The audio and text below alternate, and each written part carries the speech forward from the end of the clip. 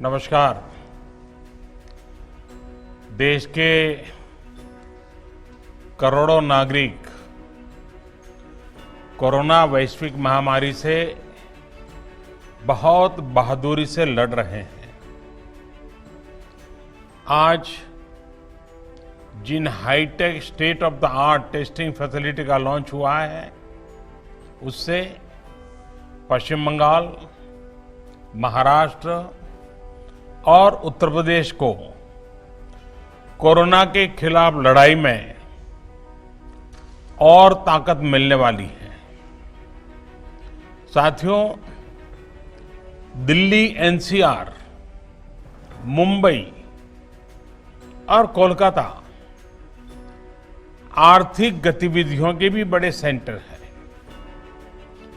यहां देश के लाखों युवा अपने कैरियर को, अपने सपनों को पूरा करने आते हैं। अब तीनों जगह टेस्ट की जो उपलब्ध कैपेसिटी है, उसमें 10,000 टेस्ट की कैपेसिटी और जुड़ने जा रही है। अब इन शहरों में टेस्ट और ज्यादा तेजी से हो सकेंगे। एक अच्छी बात यह भी है कि ये हाईटेक लैब्स सिर्फ कोरोना टेस्टिंग तक ही सीमित रहने वाली नहीं है, और ये बात बहुत महत्वपूर्ण है। भविष्य में हेपेटाइटिस बी और सी, एचआईवी, डेंगू सहित अनेक बीमारियों की टेस्टिंग के लिए भी इन लैब्स में सुविधा उपलब्ध कराई जाएगी। ऐसी व्यवस्थाएं तैयार करने के लिए Indian council of medical research ICMR और उससे जुड़े दूसरी संस्थाओं से सभी साथियों को भी मैं बहुत बहुत बधाई देता हूं। साथियों, देश में जिस तरह सही समय पर सही फैसले लिए गए, आज उसी का परिणाम है कि भारत अन्य देशों के मुकाबले काफी संभली हुई स्थिति में है। आज हमारे देश में कोरोना से होने वाली मृत्यु बड़े बड़े देशों के मुकाबले काफी कम है। वहीं हमारे यहां रिकवरी रेट अन्य देशों के मुकाबले बहुत ज्यादा है और दिनों दिन सुधार भी हो रहा है। आज भारत में कोरोना संक्रमित होने के बाद ठीक होने वालों की संख्या करीब करीब 10 लाख पहुंचने वाली है।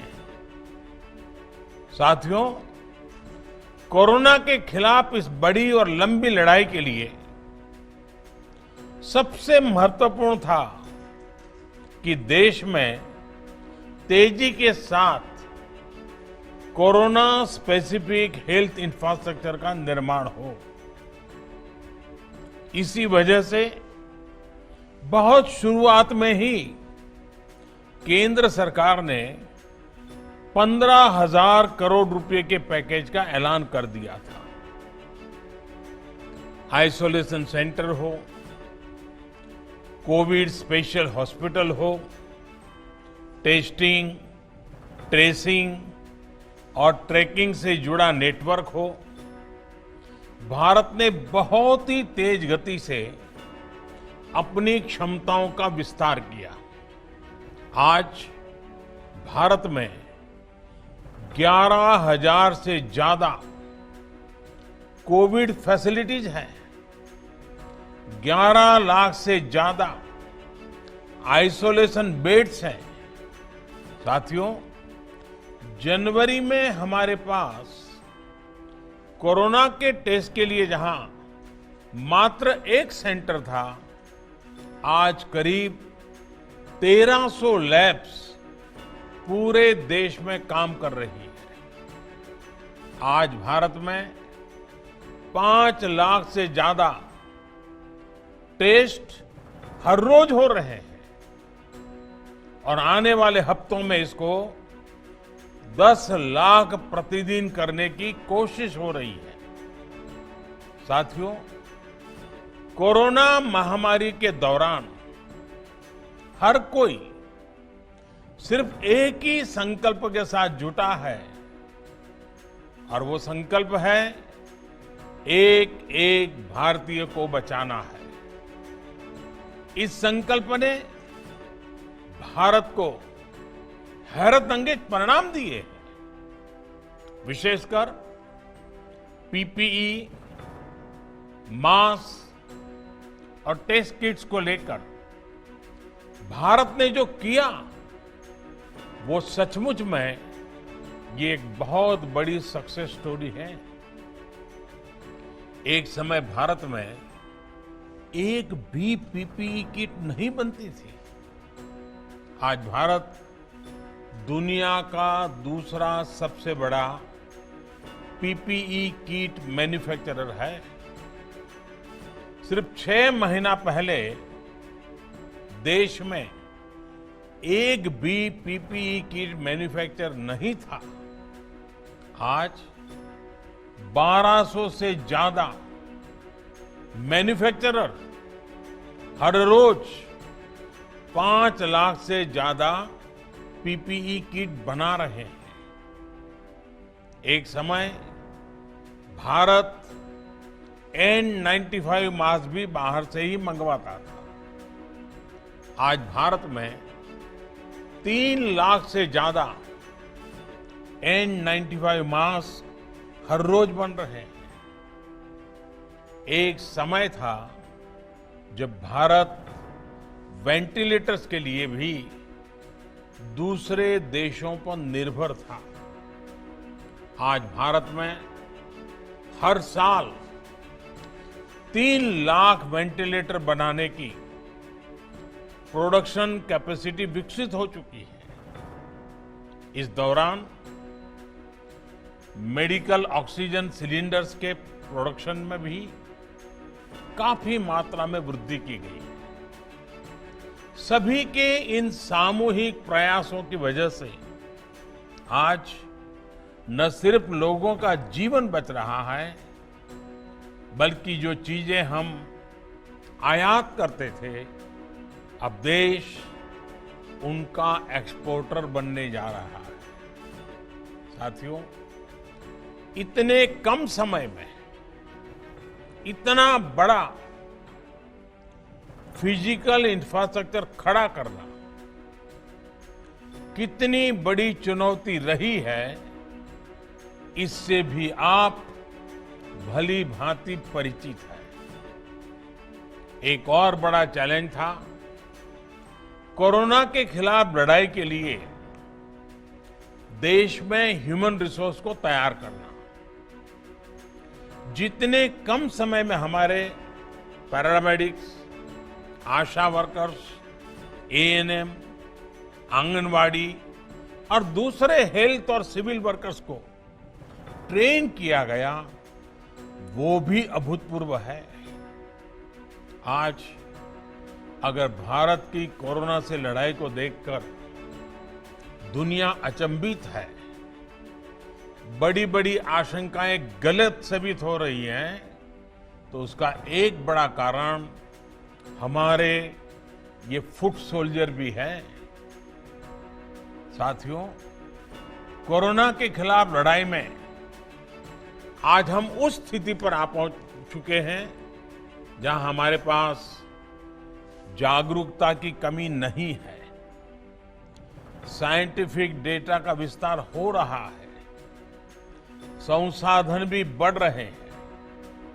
अब हमें राज्य के स्तर पर, जिला, ब्लॉक और गांव के स्तर पर डिमांड और सप्लाई के मैनेजमेंट को और चुस्त दुरुस्त करना है, मजबूत करना है। हमें मिलकर नया हेल्थ इंफ्रास्ट्रक्चर तैयार करना ही है, जो हमारे पास गांव-गांव में सरकारी और प्राइवेट डिस्पेंसरीज हैं, क्लिनिक हैं, उनको ज्यादा सक्षम भी बनाना है। ये हमें इसलिए भी करना है ताकि हमारे गांवों में कोरोना से लड़ाई कमजोर न पड़े। अभी तक गांवों ने इसमें बहुत अच्छा प्रदर्शन किया है और इसके साथ ही हमें इस बात का ध्यान रखना है कि हमारे कोरोना योद्धा किसी तरह की थकान का शिकार न हो। हमें नए और रिटायर्ड जो भी प्रोफेशनल्स इस सेवा के लिए आगे आना चाहते हैं, ऐसे प्रोफेशनल्स को हेल्थ सिस्टम से जोड़ने के लिए भी लगातार काम करना होगा। साथियों, आने वाले समय में बहुत सारे त्योहार आने वाले हैं। हमारी ये उत्सव उल्लास का कारण बने, लोगों में संक्रमण न फैले, इसके लिए हमें हर सावधानी रखनी है। हमें ये भी देखते रहना होगा कि उत्सव के इस समय में गरीब परिवारों को परेशानी ना हो।